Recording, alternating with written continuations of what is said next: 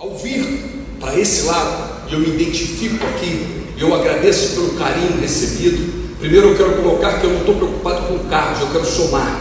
Eu sou, vamos pensar num jogo de futebol, eu sou um atleta que me permito ficar no banco quando o time é maravilhoso, e eu sei que eu estou num time maravilhoso, o time do PDC. Eu me sinto assim, eu me sinto em casa, eu me sinto identificado, eu me identifiquei aqui, eu sinto paz, eu me encontrei, meu irmãozão, eu me achei. E obrigado por vocês terem me abraçado dessa forma, muito obrigado.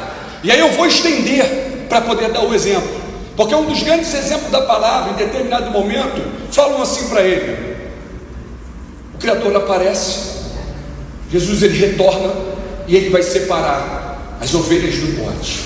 Diz assim, e ele começa dizendo para eles, quando ao separar, ele começa a falar para uns: eu tive fome e você me deu o que comer, tive sede, você me deu o que beber, eu estava sem roupa, você me deu o que vestir, eu era estrangeiro, você me recebeu, eu estava doente, você cuidou de mim, fui preso e você me visitaste. E eles falam assim: quando, pai? Quando que eu fiz isso? E ele fala: quando vocês fizeram pelo menorzinho que estava necessitado, por mim vocês fizeram. Aí eu pergunto: esse governo que tem a caneta na mão, que se diz ser cristão, permite 19 milhões de brasileiros passar fome? Isso é exemplo de um cristão? É a primeira pergunta. Deus está nisso? É dessa forma que o Pai trata o semelhante? É dessa forma que Ele caminha? É isso que Ele quer? 12 milhões de pessoas desempregadas, mais de 70% da população endividada, num país rico, onde em 2021, final de 2021, nós estamos falando de uma arrecadação de mais de 1 trilhão e 800, onde não há distribuição de renda, onde tanto Lula quanto Bolsonaro continuam fazendo o jogo dos banqueiros, que estão com lucros de bilhões, e nenhum deles tiveram a coragem de pedir a auditoria da dívida pública para começar a transformação. Mas eu venho para esses ouvintes aqui para dizer para eles que o Criador está muito acima de religião, que Ele trata a palavra como um amor, que o principal de todos os mandamentos é amar o Criador acima de tudo, de todos, e o teu próximo como a ti mesmo, e que tem uma guerra no plano espiritual acontecendo. E essa guerra não é contra homens. Nós não estamos lutando contra Bolsonaro ou estamos lutando contra Lula. Nós estamos lutando contra principados e potestades que vêm para matar, roubar e destruir, e que quer trazer caos à nossa nação, e está repreendido em nome do Senhor Jesus. Haverá vida.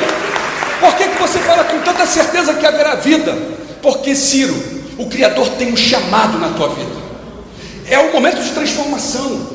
Não é, as coisas não acontecem assim, aconteceu. Não, mas quando tem um chamado, e aí eu vou falar: eu nunca imaginei na minha vida que eu ia bater na casa do Ciro um dia, e para pregar com o Ciro, e naquele momento que nós estávamos vivendo, tudo aquilo que já aconteceu, e aí você vai lá no Ciro Game e vê lá o que eu estou falando aqui agora, e Ciro, porque ele tem algo contigo, meu irmão. Tem um mistério que dá além. Agora, diante da palavra, eu tenho como exemplo a vitória, porque o sistema é muito claro. A imprensa joga as pesquisas e só mostra o tempo todo Lula e Bolsonaro. Lula e Bolsonaro. Eles ficam o tempo todo no Lula e no Bolsonaro. Bolsonaro ou Lula, eles ficam o tempo todo ali. Por quê? Porque eles têm medo do Ciro. Eles têm medo do Ciro. Eles têm medo do Ciro. Tem medo, Ciro. Eu cheguei agora, e me perdoa o que eu vou falar, porque diz que a boca fala o que está cheio o coração. Uma das piores coisas que existe é a traição. Mas uma das piores coisas que existe dentro da traição é quando a traição está dentro de você, está no teu meio, senta contigo, come a mesma mesa. Eu não consigo entender, mas eu vou orar, e eu tenho jejuado, eu tenho dobrado o joelho para isso. Não dá, porque, Ciro, o meu voto, meu irmão, é de Ciro Gomes. Eu voto em você e rodo essa nação pedindo que o povo, alertando o povo para conhecer o Projeto Nacional de Desenvolvimento, porque eu creio que daqui vai sair a esperança e um futuro melhor para o nosso povo. É isso que eu creio. Eu creio nisso, eu creio. Mas me entristece pensar que há alguém dentro do PDT pedindo de alguma forma voto para Lula. Um varão desse, ele precisa ter a delicadeza de falar assim: olha, se retira, pega e sai, vai para onde você quiser, pedir voto para quem você quiser. O PDT vota no Ciro. PDT 12, pode ter o tempo que for, a cadeira que for, o cargo que for, PDT 12, ama o Lula, vai lá fazer campanha no PT, aqui é PDT. Não é isso, meu irmão? É isso. Lupe, nós só estamos aqui, meu irmão, e o PDT cresceu, hein, presidente? Nós estamos aqui e houve o crescimento do PDT porque o Espírito Santo de Deus derramou sobre o varão a sabedoria do crescimento, porque senão não estaríamos assim, não estaríamos desse nível. O Criador fala que Ele é o Criador do céu, da terra, e não habita em templos feitos por mão de homens. A igreja é você, ó. Você é uma igreja, Jesus te ama, eu amo vocês, e é uma honra estar perto de vocês, estar na família PDT. Te amo, meu irmão, te amo. Glória a Deus. Glória, irmão.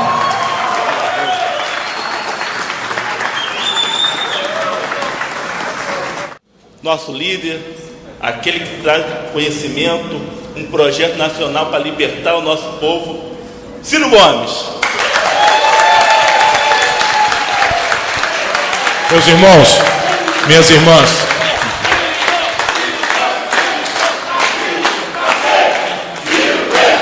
obrigado.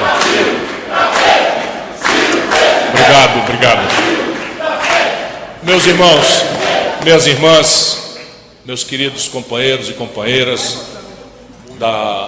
do primeiro congresso dos cristãos trabalhistas, e eu quero, como primeira palavra, requerer a minha filiação ao movimento, porque sou trabalhista e sou cristão. Eu quero cumprimentar todas e a todos, nas pessoas do pastor Cláudio Moreira, desejando muito êxito na sua administração, nesse novo movimento, importante movimento que o PDT está irrigando. Conte comigo, e eu vou precisar muito de vocês. Meu caro amigo, meu companheiro, meu irmão, pastor Alexandre Gonçalves, conselheiro de muitos momentos, a quem também quero muito agradecer o privilégio desse momento. Minha cara irmã Jovita Rosa, é especial vê-la também ombreada as mulheres brasileiras nesse movimento. Meu caro amigo, irmão, presidente, que tem permitido todos esses avanços extraordinários, que a obra perene de Leonel de Moura Brizola, que é o nosso PDT, o trabalhismo renovado, modernizado, hoje revivido pela luta insana, sem reservas, sem limites, com todos os sacrifícios e com uma descrição que não dá a ele as honras que merece. Carlos Lupe, não existiria nada disso se não fosse você, seu esforço, sua luta, sua modéstia. E eu, pessoalmente, nem sequer estaria mais na política. Que todos saibam disso. É o Lupe que me traz de volta, porque renovou em mim a confiança de que é necessário que a gente lute, ainda que não seja boa a condição da luta. Quero cumprimentar ao meu companheiro, meu amigo, expressão de muito valor da gente mineira. Ele, um cristão devotado, porque escolheu ser médico, que é uma profissão a qual escolhe aqueles vocacionados para cuidar dos outros. Médico não serve para nada a não ser cuidar dos outros, nasce para isso, né?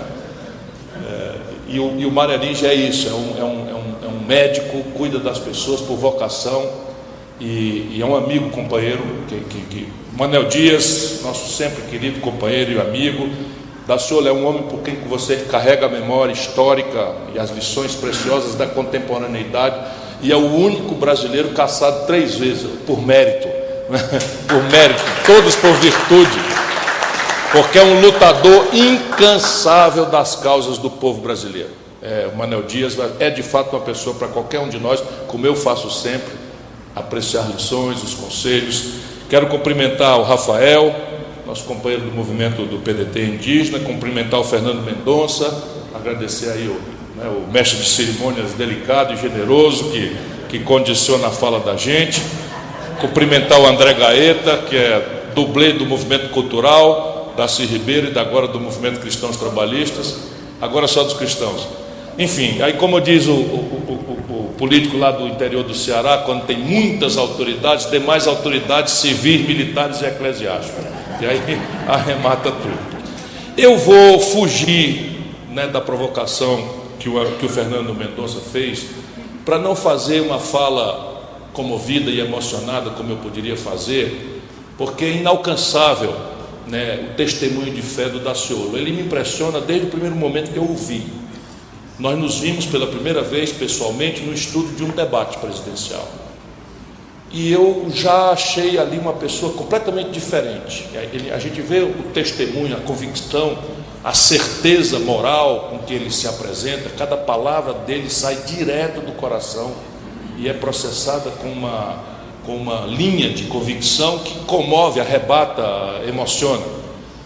E logo em seguida eu disse a ele: olha, meus filhos se apaixonaram, deixa eu te apresentar. Fui apresentar meus filhos, quase perco meus votos dos meus filhos para o cabo Daciolo, porque é de fato uma figura muito querida, muito adorada, e hoje é um amigo que eu quero bem. Ele, por delicadeza, não mencionou, mas no dia que o Bolsonaro mandou a Polícia Federal na minha casa, 40 anos depois de uma vida limpa, nunca respondi por nada, e mesmo esse absurdo a justiça já baniu. Mas naquele dia eu estava pensando assim: caramba, será que todo mundo agora vai me colocar sob suspeita? Eu tinha vontade naquele momento de enfiar a cabeça no chão, de vergonha, porque as pessoas são inocentes, elas têm pudor. Eu fiquei num constrangimento. De repente a minha secretária diz assim: o cabo Daciolo quer vir aqui. Como assim o cabo Daciolo quer vir aqui? Ele quer vir aqui.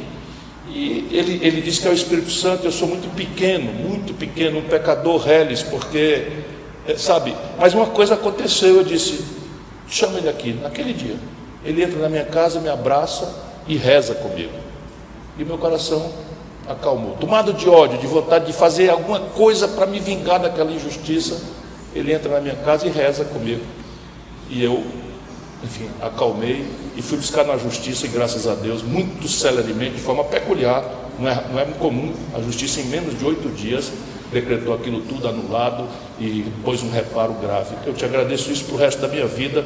Não interessa muito o que é que vai acontecer, mas deixa eu lhes dizer por que eu me alegro muito de participar desse ato, que já vai se estendendo um pouco e cansando vocês.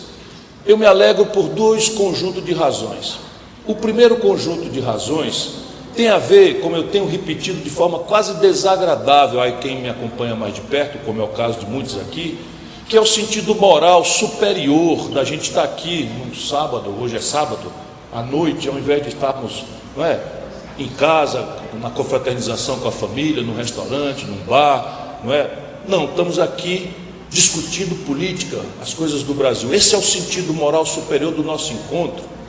É que o nosso país está passando pela pior agonia da sua história.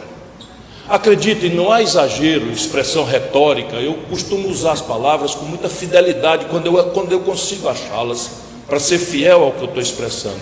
Não há crise mais profunda, mais complexa e mais renitente na sua duração do que essa crise que se abate sobre a família brasileira. Ela tem números absolutamente únicos para quem, como eu, ama a história do Brasil. Números únicos. O Brasil, pela primeira vez em 120 anos, passa uma década inteira sem crescer nada. Nascem 25 milhões de brasileiros e a riqueza não cresce, e aquela riqueza que já era porcamente distribuída, porque temos a pior concentração de renda do mundo, agora, mais selvagemmente ainda, se concentra, porque nascem 25 milhões de pessoas e o país não cresce pela primeira vez em 120 anos, uma década inteira. Uma década, renitência da crise, significa que nós temos, ainda que muita generosidade em ambiente cristão. Quantas vezes falamos aqui em dar outra face, em amar ao próximo, em perdoar o desafeto. E um dia eu conseguirei ser generosamente um cristão que dê testemunho. Por enquanto eu sou apenas um pecador que faz da luz do cristianismo uma guia moral, uma guia espiritual para a minha fraqueza humana. Mas veja, 10 anos são muitos regimes diferentes. Está aí o Bolsonaro, que é muito fácil, porque é um fascista, é um bandido, é um anticristão, é um ególatra, é um pervertido. Tudo o que você disser do Bolsonaro não será injusto. Mas ele não era capaz de dar profundidade, complexidade e renitência de uma década, porque ele só chegou aí 3 anos atrás. Esta crise, nós precisamos entender isso. Eles querem impedir a população de entender a causa e a raiz, e é isto que nós vamos ajudar a população a fazer. Essa é a questão moral superior, que é a militância de todo patriota. Aqui nós estamos organizando os cristãos trabalhistas, mas a sua tarefa antes, ou por que cristãos e trabalhistas, não é necessariamente antes, mas por que cristãos e trabalhistas, é trabalhar a grande questão de entender a causa da tragédia brasileira. Sabe o que é isto? 129 milhões de pessoas comendo precariamente no país que mais produz comida do planeta Terra. Então se alega que há uma inflação de alimentos no mundo. É verdade, mas sabe por que há uma inflação de alimentos no mundo? Porque o mundo depende da produção de poucos países do mundo, e aquele país que mais sobra entre o que produz e o que precisa é o nosso país. Aqui a inflação é desgoverno. Aqui a inflação é causada por uma política que destruiu a nossa estrutura de abastecimento, preço, Cibrazen, Cobal, que no passado organizava o governo para comprar os excedentes, protegendo o produtor da especulação do atravessador, e guardava para quando a entre-safra viesse impor preços artificialmente altos e que impeditivos para a maioria do povo, desova os estoques, vende a preço mais módico, regula a selvageria do mercado. Isto está na nossa mão fazer, porque o interessante e o necessário e o vital, só nós e pouca gente no mundo tem, que é a comida, a produção. 20 milhões passam fome, mas vamos aos números. 33 milhões de brasileiros estão nos assistindo, provavelmente não, porque não tem internet, não estão dando conta de pagar a conta de energia. Pois bem, 33 milhões de brasileiros ganham no Brasil hoje menos do que um salário mínimo. E o salário mínimo brasileiro, acredite, eu estudo muito isso detidamente para consertar o problema, não é para falar mal dos outros, não. O salário mínimo brasileiro tem o pior poder de compra dos últimos 15 anos. O salário mínimo brasileiro é o menor salário mínimo das Américas, menos os americanos e os canadenses, do México para baixo. A economia mais rica é a brasileira. Pois é a economia mais rica das Américas, central, do norte, sem os americanos e o canadense, e do sul, só perdemos para a Venezuela, que está em completo caos institucional. Só perdemos o salário mínimo. Lupe, a renda do povo está no menor nível médio desde que se mede essa série histórica, porque se o salário mínimo é o que baliza a renda, a informalidade no Brasil, junto com o desemprego e o desalento, que a gente tem até que explicar para as pessoas o que é isso. Sabe o que é desalento? É como os técnicos da estatística oficial chamam as pessoas que desistiram de procurar emprego. Eles não são chamados de desempregados, saem da estatística, como se pudesse desligar a vontade de comer, a necessidade de comer, de pagar a conta da luz, de pagar o aluguel, de pagar o crediário, da prestação da geladeira, sabe? São 5 milhões de brasileiros que desistiram de procurar emprego, com 12 milhões que estão desempregados, são números recordes. Não foi o Bolsonaro que produziu isso, que está agravando tudo isso, mas isso vem de lá de trás. Isso tem raiz, não é num problema de Chico, Maria ou Manel. Se fosse isso, era muito fácil, era muito simples. Se o problema fosse só trocar Chico por Maria ou Manel. O nosso problema é um modelo de organização da economia, de organização das instituições, de como é que se apropria e se distribui a renda pública, como é que se cobram os impostos, como é que se divide o destino do dinheiro arrecadado. E aqui estão os números. O Brasil hoje, Daciolo, tem 75 de cada 100 famílias no mais grave limite de endividamento da história do endividamento das famílias no Brasil. Cada uma dessas famílias se sentindo a mais vil, a mais desonesta, porque ainda botam na cabeça que o camarada deu passo além da perna, e a pessoa fica pensando que ele está devendo e que está inadimplente. 65 milhões de pessoas humilhadas no SPC, como se fosse culpa individual. Se fosse 6 milhões, num país desse, podíamos dizer, não, deu passo além da perna, e resolveu comprar o que não podia. Nós estamos falando de 65 milhões. O brasileiro nessa proporção virou desonesto, inadimpliu porque quis. Não, é que faz 26 anos que se cobra a maior taxa de juros do mundo à nação brasileira, aos que produzem, aos que trabalham, aos que precisam do crediário. 26 anos faz que se paga no Brasil a maior taxa de juros. 380 mil pontos de comércio fecharam da Dilma, de mantê-lo do PT para hoje. 38 mil fábricas fecharam no Brasil no mesmo período. Enquanto isso, o Brasil acumulou na mão deles, na mão desses. Não foi o Bolsonaro, que está agravando tudo, é um trágico. Mas na mão desses, concentraram em apenas 5 bancos, 85 de cada 100 reais de todas as transações financeiras. Resultado, o juro brasileiro sobe quando a inflação está explodindo, e é uma inflação que é o governo que produz. Nós estamos pagando 20% de aumento de preço da comida na cesta básica, 200% acima da inflação foi o que subiu o preço do gás de cozinha, empurrando as pessoas do sertão do Nordeste de volta para a lenha, nas periferias das grandes cidades, usando álcool, os postos e os ambulatórios recebendo criança com queimadura, porque estão usando álcool para fazer. Essa é a tragédia brasileira. Renda em queda, porque emprego aberto. Enquanto isso, saiu anteontem. Eu sou muito indignado com isso, e é o sentido de nós estarmos reunidos aqui. Cristãos trabalhistas, há uma outra tarefa, e com ela eu concluirei a minha oração, agradecido pela honra de estar partilhando consigo essa fundação oficial do movimento. Pois bem, saiu o ranking dos 10 bancos mais rentáveis do planeta Terra. Toda essa esfera azul tem 10 bancos mais rentáveis. O Brasil tem 4 na lista dos 10. Os chineses não tem nenhum, os japoneses não tem nenhum, os alemães não tem nenhum, os italianos não tem nenhum, os ingleses não tem nenhum. O Brasil tem 4. Só que a tragédia aqui não é só esta, é que o Brasil só tem 5 bancos, e 4 deles estão na lista dos 10 mais rentáveis do mundo. Esta é a explicação. E ainda na mesma semana, o senhor Luiz Inácio anuncia, bajulando essa banqueirada vampira do Brasil, que vai manter a direção do Banco Central nomeada pelo Bolsonaro. Para que serve a eleição então? Vamos terceirizar a presidência da República? Deixa esse palhaço aí, deixa esse marginal aí.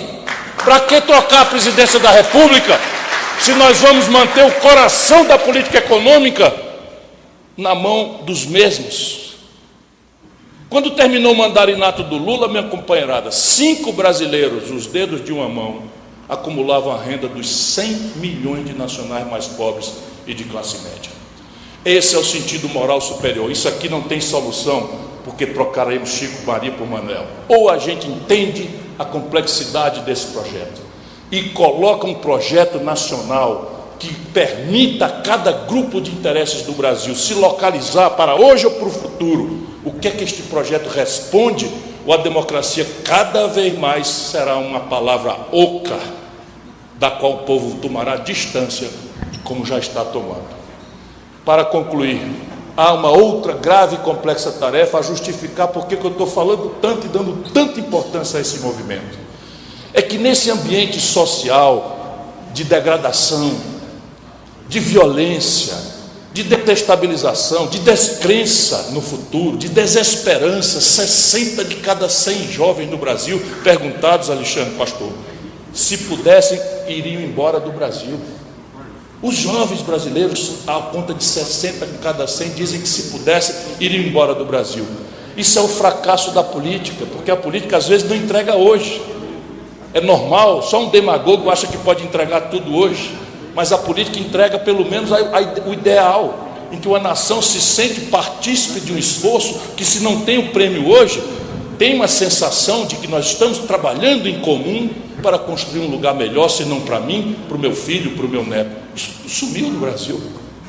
E nesse ambiente o ódio viceja com grande fecundidade. A desinteligência, as simplificações grosseiras, e há cientistas trabalhando nisso. meus companheiros e companheiras cristãos trabalhistas, é muito delicada e importante a tarefa que vocês têm para o Brasil, não é para a minha candidatura, e para o futuro desta pátria sofrida, que está inclusive em risco de deixar de existir enquanto nação, porque uma nação não é um acampamento onde todo mundo por acaso fala a mesma língua, mas e sim um ajuntamento, não é?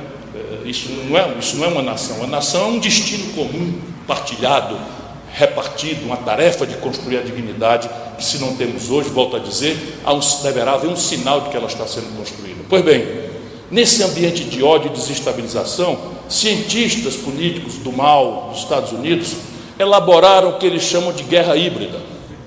O que é a guerra híbrida? É assim: se a política se dirige ao povo, falando daquilo que ela é capaz e responsável, somente ela é capaz de resolver: emprego, salário, taxa de juro, limpeza da rua, saneamento básico, posto de saúde, hospital que funcione, educação que qualifique para a vida, que prepare o filho do trabalhador para o trabalho decente. 80%, 90% do povo pobre, sofrido, vota de forma arejada e progressista, ou naquilo que se reduz a chamar de esquerda. Então, de onde é que vem a guerra híbrida? Vem de trocar no imaginário do povo pobre o ambiente psicológico e de valoração aonde a discussão política vai acontecer. E isto só se aperfeiçoa se houver uma certa esquerda cúmplice, não é inocente e útil, não, cúmplice dessa estratégia. Então a ideia aqui é bombardear a religiosidade do povo com questões moralmente insolúveis. Porque se há, por exemplo, na tragédia do aborto, uma contradição imensa, como a gente sabe, para quem ama a vida, cristãos que somos, o que é que se faz? O presidente é impotente para isso. Passa-se 4 anos no Brasil na hipocrisia de não tratar do assunto. Não se trata do assunto. Se vocês recuperarem minhas palestras, eu estou dizendo isso todo dia. Chega na véspera da eleição, o Lula vem descuidadamente e diz: todo mundo devia ter direito ao aborto. Como assim, cara pálida? Que leviandade, que pressa, que contradição. Não foi ele que mandou no Brasil por 14 anos, ele próprio 8 anos presidente, não mexeu uma palha no assunto, e eu não o condeno por isso, porque não é tarefa do presidente. Isso é um trauma que qualquer sociedade humana não sabe como resolver, não sabe, pura e simplesmente.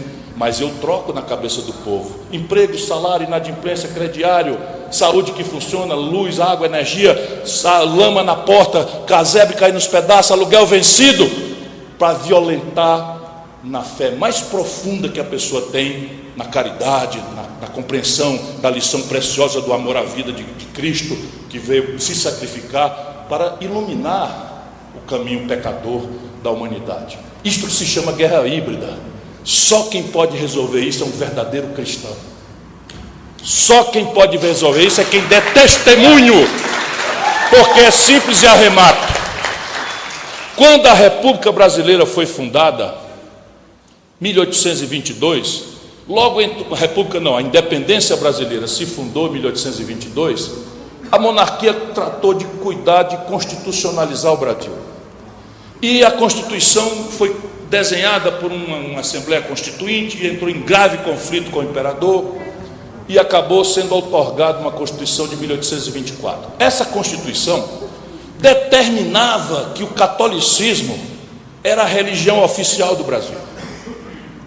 Ou seja, a Constituição do país que nasceu banindo, transformando em marginal, transformando à margem da lei, portanto marginal, todas as outras formas de adoração a Deus. O movimento protestante, os batistas, mais recentemente, os pentecostais, os presbiterianos, todos esses foram banidos, marginalizados. O que não dizer das religiões afrodescendentes, daqueles milhões de seres humanos arrancados à força das suas famílias na África para virem servir ao poder econômico brasileiro, escravizados, e que nem sequer mais podiam professar sua ancestralidade, sua fé, porque nem sequer tiveram o direito e o privilégio de conhecer o cristianismo como nós tivemos. Pois bem, a República vem com a luz do iluminismo e faz a determinação da laicização do Estado, separa o Estado. E aí alguém, bolsonarista provavelmente, de antanho, anuncia que isto é punir a religião, discriminar a religião. Ora, é justo o oposto. Ali se tirou da Constituição a arbitrariedade política de dizer ao ser humano como é que ele deve adorar a Deus, por qual tipo de liturgia, por qual tipo de profissão de fé. Portanto, o Estado laico não é para negar a religião, é ao contrário, era para proteger a religião, a liberdade, a tolerância, a multiplicidade de formas de adoração a Deus. Que graça nós temos de conhecer a melhor expressão de adoração a Deus para nós. Mas quem somos nós diante do testemunho de Jesus, da sua generosidade, para dizer ao outro ser humano que a forma dele adorar a Deus está errada? Ora, foi por este tipo de intromissão política, leviana, que milhões de judeus foram levados à câmara de gás. Ora, foi por isso que se praticaram genocídios absolutamente atrozes na Inquisição, promovida pela Igreja Católica. Por que nasce o movimento evangélico, senão de uma reforma iluminista que queria que o povo aprendesse a ler, que a Bíblia tinha que ser traduzida para que a ciência, a luz, o conhecimento fosse democratizado a todos e a todas, e não apenas a uma elite de aristocratas. Só nós, do PDT, e agora organizados como cristãos trabalhistas, podemos subir o morro e dizer: meu irmão, adora a Deus. A nossa Constituição Federal não tem nenhuma incompatibilidade com este livro que o Mário Elige ganhou e que contém a sabedoria acumulada de milênios que antecedem inclusive Jesus. Milênios que antecedem inclusive Jesus. E a lição que sai daqui não é ódio, não é intolerância, não é segregação, não é discriminação de um pelo outro, por isto, por aquilo ou por aquilo outro, mas o amor a Deus sobre tudo, como expressão da divindade, da nossa transcendência humana, da nossa alma, mas acima de tudo, por lição de Deus que mandou o seu Filho para ser sacrificado. Aqui está a lição, para nos amarmos aos outros como a nós próprios, como irmãos que somos. É essa a tarefa, mudar o Brasil e fazê-lo de forma honrada, banindo a intolerância. Muito obrigado a todos.